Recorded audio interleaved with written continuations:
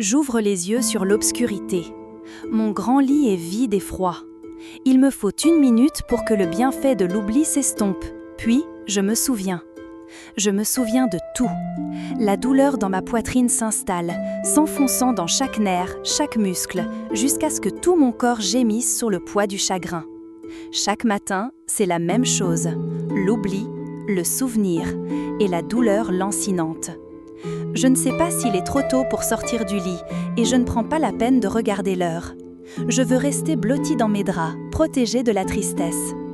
Je jette un coup d'œil à ma table de chevet et vois ma bague, ma magnifique alliance. Même si je ne devrais pas, je la prends sur la table et la glisse à mon annulaire gauche. Je me sens plus en sécurité maintenant, je suis plus forte avec elle. Je m'enfonce sous mes couvertures et m'allonge face au plafond. Si je tends l'oreille, j'entends à peine les respirations faibles et régulières de Léo dans la pièce d'à côté. Un petit sourire étire mes lèvres. C'est la seule chose qui m'a fait tenir depuis que David nous a quittés. La seule chose qui me fait sortir du lit chaque matin. Mon fils est le soleil qui perce l'obscurité suffocante.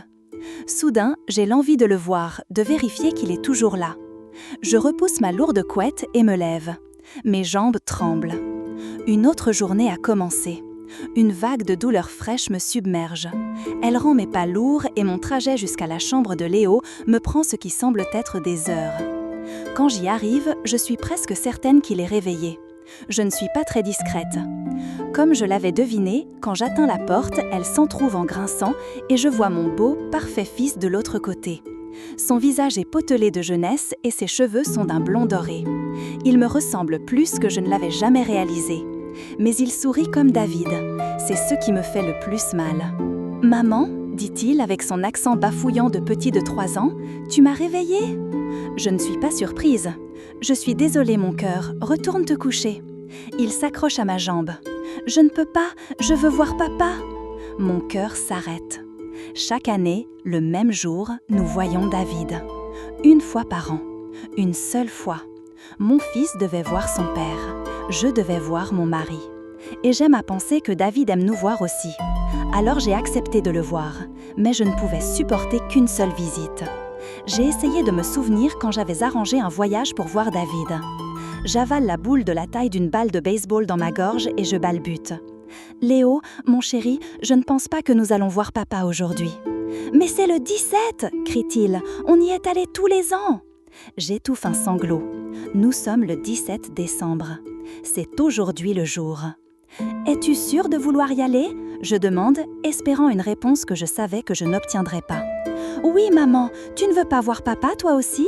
dit Léo, ses grands yeux levés vers moi. « Bien sûr que non, je ne peux même pas l'imaginer le voir. »« Oui, bien sûr que je veux le voir.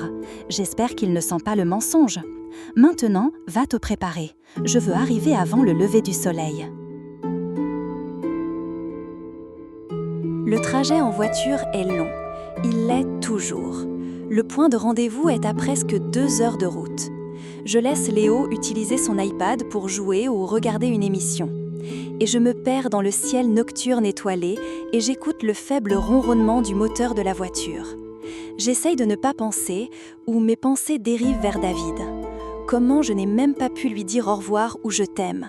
Il m'a quitté, il a quitté mon fils, notre fils. Et pourtant, je ne peux pas le haïr.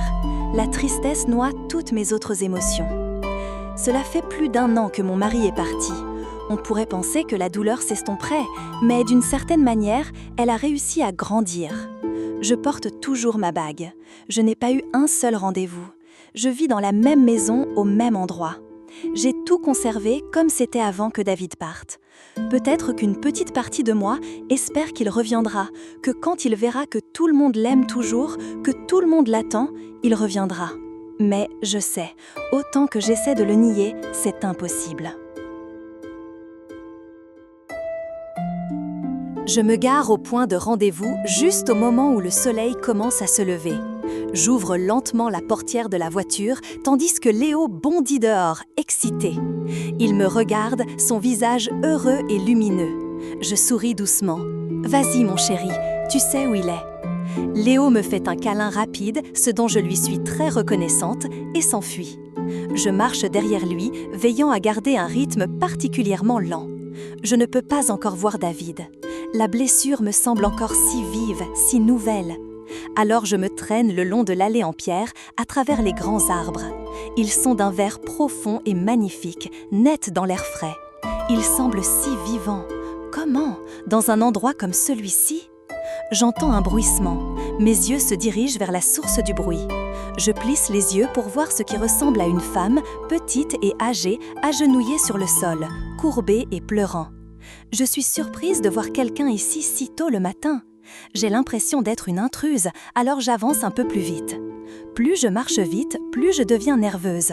Je me demande si j'aurais dû apporter quelque chose à David, un petit cadeau ou des fleurs. Je me demande si je suis suffisante, si notre fils est suffisant. Puis je le vois. Mon cœur se serre, mon souffle se coupe. Je vois mon petit garçon parfait parler à mon mari avec un immense sourire sur son visage, une merveille complète dans ses yeux, comme s'il avait attendu des années pour raconter son histoire à son papa. Soudain, je me retrouve à me diriger vers eux. Je suis attirée par eux comme un aimant. J'ai besoin d'être avec ma famille. Je m'assois à côté de Léo sur l'herbe rosée. Je le serre dans mes bras tandis qu'il continue son récit. « Maman !» s'exclame-t-il, « dis bonjour à papa !» Il est difficile de lever les yeux, mais quand je le fais, mes yeux vitreux lisent la pierre grise lisse devant moi. David Carter Hayes, père et mari aimant, 1990-2024. Les larmes coulant sur mon visage, je murmure « Bonjour David ».